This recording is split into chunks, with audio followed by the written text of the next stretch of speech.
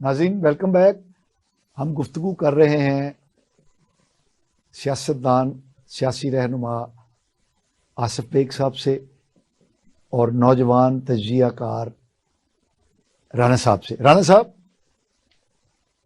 Asif bag साहब ने बड़ी खूबसूरत बात कही। चौधरी परवेज़ लाई साहब, वैसे उनकी जो शोहरत है, जो उनके बारे में तासुर पाया जाता है कि वो अच्छे पॉलिटिशियन और अच्छे हुक्मरान हैं, लेकिन आसिफ बेग साहब ने जो मिसाल दी उससे भी हम इनकार नहीं कर सकते। आप क्या देखते हैं इसको? जो चौधरी खानदान पूरा है ना, चौधरी ज़हूर इलाही से लेके अब तक अगर आप लोग लेके आ जाए इनको, तो पहली बात यह है कि चौधरी खानदान जो आपकी इंतकामी कार्रवाइयाँ उन पे यकीन नहीं रखता। चौधरी परवेज़ इलाही जब पंजाब में अभी तहरीक इंसाफ की हुकूमत के साथ, लेकिन एक बात है राना साहब, अब जिन लोगों के साथ परवेज़ इलाही साहब और उनका बेटा जो है जी उन्होंने मिलने का फैसला किया है, तो वो जमात तो किसी लिहाज से भी अच्छी शोहरत नहीं रखती। उनका तो अब उन्होंने जब उनके साथ शराकतदारी कर ली है तो उस जमात के जितने बुराइयां होंगी वो उनके साथ इनके खाते में तो पड़ेगी। इसीलिए आप देख लेना कि उनका 50 साल सियासी करियर जो है कभी उनको गिरफ्तार नहीं इस तरह किया गया, कभी उनके ठीक किया गया, कभी उनके घर के दरवाजे जो है वो नहीं तोड़े गए। दूसरी बात यह है कि अब जब एक पीछे जब इनकी हुकूमत आई तहरीक इंसाफ के साथ, कोलेशन के साथ, इनकी चौधरी परवेज़ इलाही वज़ीर आला बने, तो इन्होंने अपने उस दौरे हुकूमत में भी कोई ऐसी इंतकामी कार्रवाई किसी भी अपोजिशन पार्टी के साथ, इन्होंने अपोजिशन के रहनुमा के साथ इन्होंने अपनी हद तक जरूर कोशिश की कि ना की जाए। जितनी भी दूसरी जो सियासी जमातें उस वक्त ये काफ लीग का हिस्सा थे, ये काफ लीग तो का हिस्सा काफ लीग ने जब अपने 11 मेंबरों के साथ पीटीआई के साथ इत्तेहाद किया और चौधरी परवेज़ इलाही साहब उसके चीफ मिनिस्टर बने, तो उस वक्त इन्होंने बतौर चीफ मिनिस्टर अच्छी उन्होंने कोशिश हुक्मरानी का, लेकिन वो आसिफ बेग साहब कह रहे हैं कि उसी दौर में ख्वाजा साहब के साथ जाती है। देखिए उन्होंने बात की है बेंच टूटने की, या जब वो ख्वाजा साहब जब जेल में थे तो उस वक्त तो नीचे भी इधर भी तहरीक इंसाफ की हुकूमत थी और वफाक में भी थी।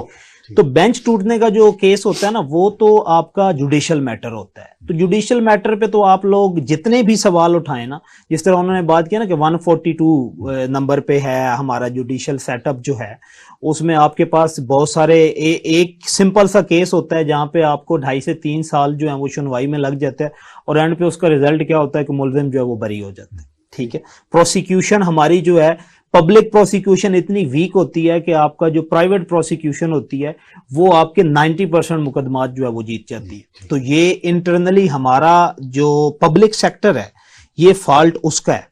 उसके अलावा हमारा इंस्टीट्यूशनल फेलियर भी है कि हमने कोई ऐसी एग्जाम्पल नहीं सेट की, हमने कोई ऐसा मुनज़्ज़म निज़ाम ही नहीं बनाया, चाहे वो जेल का सेटअप हो, चाहे वो पुलिस का सेटअप हो, चाहे वो कस्टम का सेटअप हो, चाहे प्रोविंशियल लेवल पे हो या वफाक लेवल पे, कि कम से कम पॉलिटिकल विक्टिमाइजेशन की जाए। आज जो अपोजिशन में है कल वो हुकूमत में होंगे, आज जो हुकूमत में है कल वो अपोजिशन में होंगे। लेकिन बदकिस्मती से 76 साल होने को है पाकिस्तान बने हुए, लेकिन अभी तक ये जो हमारा सेटअप है ना कि अपोजिशन और हुकूमत के दरमियान ये जो इंतकामी रवैया होता है ये अभी तक भी हम लोग खत्म नहीं कर सके। हमें जरूरत इस अमर की है कि हमें अब इस इंतकामी कार्रवाइयों से बाहर निकल के इंस्टीट्यूशनल डेवलपमेंट की तरफ जाना चाहिए। हमें इदारों को इतना मजबूत करना चाहिए। हम बाद में करेंगे। ये चौधरी परवेज़ इलाही साहब के साथ जो कुछ हो रहा है जी, और वो वावेला कर रहे हैं, अगर फरियाद कर रहे हैं, आप लोग देखें ना, बात उन पे जो करप्शन के केसेस बनाए गए हैं, मेरे नजदीक अगर आप लोग देखें ना तो इन से ये जो 7 महीने की इनकी चीफ मिनिस्टरशिप थी ना, कि मैंने बहुत ज्यादा इन पे उस वक्त भी तनकीद की और अब भी करता हूं कि कोई बंदे को मामूली सा बंदा देखेंगे ना, वो एक नोटिफिकेशन लेके आ जाएगा जिस साथ 2 पुलिस वाले उसको प्रोटोकॉल दे रहे होंगे। तो अगर करप्शन के मैटर, गैर कानूनी भर्तियों का मैटर, असेंबली में 17 आपका गजटेड स्केल होता है। चौधरी परवेज़ इलाही के दौर में गजटेड ऑफिसर जो हैं वो भी सिफारिशी भर्ती किए गए। पंजाब असेंबली में किए गए हैं। देखिए ये तो इल्जाम है ना, अभी साबित होना है लेकिन उसमें प्रोसिक्यूशन में जाके जो है वो उसमें तो आप देखें ना कि जब साबित हमारे पब्लिक प्रोसिक्यूशन जो है वो तो अब देखते हैं कि आने वाले दिनों में वो साबित कर पाती है या नहीं, लेकिन फैक्ट्स जो हम लोग या जिस तरह आप लोग नॉर्मली ऐसी मालूमात जो हैं ये पब्लिक एक्सेस तक होती हैं, ऐसे बहुत सारे लोग भी हैं जो कि प्रोविंशियल सर्विसेज के साथ, स्टूडेंट्स ऐसे हैं, ऐसे कैंडिडेट्स हैं जो के साथ compete करते हैं, तो उनसे भी जब हम लोग राय लेते हैं तो वो बताते हैं कि पंजाब के इन 7.5 महीनों में 17 स्केल तक जो गजटेड जॉब्स थी वो भी जो है वो मेरिट को पसे पुश्त डाल के जो है वो अपॉइंटमेंट्स जो है वो की गई हैं। उसके अलावा आपके जो मनपसंद ठेके हैं बिल्कुल दिए गए हैं। अब ये जो है वो आगे जाके प्रोसिक्यूशन में तो देखें उन पे साबित होता है या नहीं। राणा साहब एक बात है जी, देखें ये इमरान अपने ये जो कासिम के अबू जी हैं जी, इनका कितना हमने कहा कि ये जो 9 मई के वाकयात हैं जी उसमें ये मास्टरमाइंड हैं, इन्होंने जो कुछ किया, रियासत पर हमला किया, फौजी तनसीबात पर हमले किए, इस बारे में तो कोई शक नहीं है कि कासिम के अबू जी ने जो बयानिया बनाया था और उनकी पार्टी ने ये सारे मामलात किए हैं। लेकिन हम तो अभी तक इमरान वो कासिम के अबू जी को प्रोसिक्यूट नहीं कर सकते, ना प्रोसिक्यूट कर सके कैसे क्या कहेंगे, ना उन्हें जो है वो इंसाफ के कटहरे में लेके, ठीक है।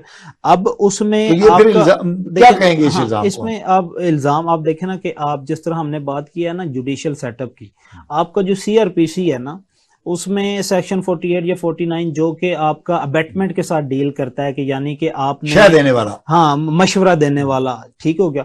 उसको तो अगर फिर हम जब ऊपर हायर अथॉरिटी की तरफ चले जाते हैं, जुडिशियल सेटअप की तरफ चले जाते हैं, तो उन्होंने तो उसको इवन के जुर्म मानने से ही जो है वो इनकार कर दिया अदालतों ने कि वो तो आपका जुर्म है ही। अबेटमेंट जो है उसमें तो आपका इफ अगर आप जो हैं अक्रंस पे मौजूद हैं, प्लेस ऑफ अक्रंस पे मौजूद हैं, तो आप लोग जो हैं वो उस एक्टिविटी में इन्वॉल्व हैं। अबेटमेंट जो है, अबेटमेंट का आप जितनी फाइलें उठा के देख लें, केसेस की स्टडी कर लें आप लोग, किसी भी केस में अबेटमेंट का कोई भी मुल्जिम जो होता है उसको सजा नहीं हुई। नाज़रीन ये राणा साहब ने बड़ी खूबसूरत बात कही है।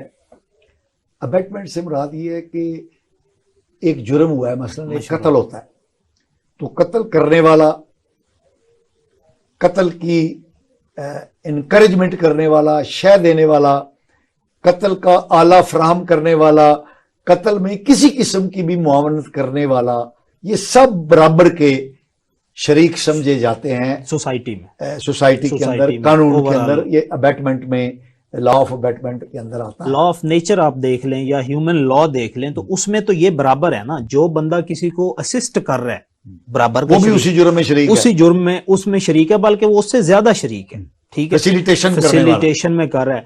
लेकिन क्या है कि उसमें हमने एक अदालत में जाके वो अदालत में अगर पुलिस जो है, पुलिस किसी ना किसी तरीके उसको चालान कर भी देती है, अदालत ने उसकी 1 हफ्ते के अंदर बेल लेनी है। और आप 100% कोई भी केस उठा के देख ले, मैंने कुछ 100 से ज्यादा केस स्टडी किए हैं जिसमें यह है कि अबेटमेंट का कोई भी आपका मुल्जिम जो है वो हमेशा बरी हो जाता है अदालत से। आसिफ बेग साहब मोहतरम, ये तो इन्होंने तो, राणा साहब ने तो बिल्कुल नहीं, ये जो राणा साहब ने बातें फरमा रहे हैं ये इब्तदाई लेवल, इब्तदाई, तो इसमें देखें आप मुस्तफा कमाल पाशा साहब, एक आदमी तेज दौड़ने वाला है, एक उससे कम तेज दौड़ने वाला है।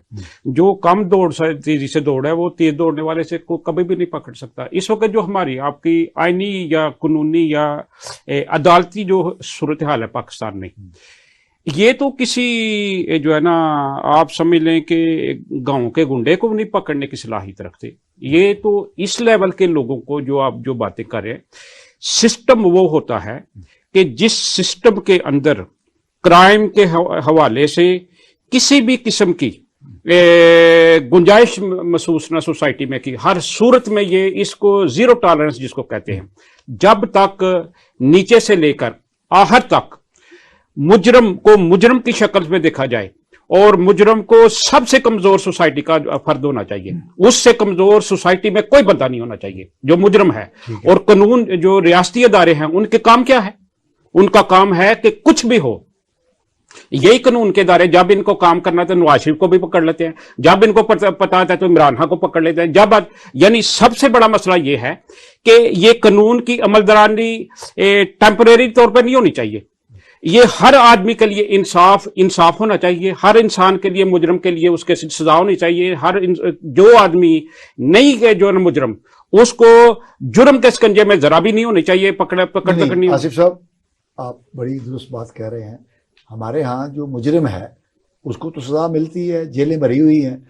असल चीज है मुल्जम को साबित करना कि वो मुजरिम है। मुजरिम और मुल्जिम में फर्क। सर, हमारे यहाँ ये जो आप फरमा रहे हैं, देखें हमारे सिस्टम के अंदर, जैसा कि चौधरी परवेज इलाही साहब पर जैसे बता रहे हैं, ये मेरा ख्याल है उन्होंने जालसाजी की, मेरिट की खिलाफवर्जी की, करप्शन पे ठेके दिए, लेकिन ये तो अभी इल्जामात हैं ना। जब आप बात ये करेंगे कि एक साइड पे अदल इंसाफ होगा, दूसरी साइड पे शख्सियात को आप डिस्कस करेंगे, आप कभी भी दुरुस्त फैसला नहीं करेंगे। ठीक है।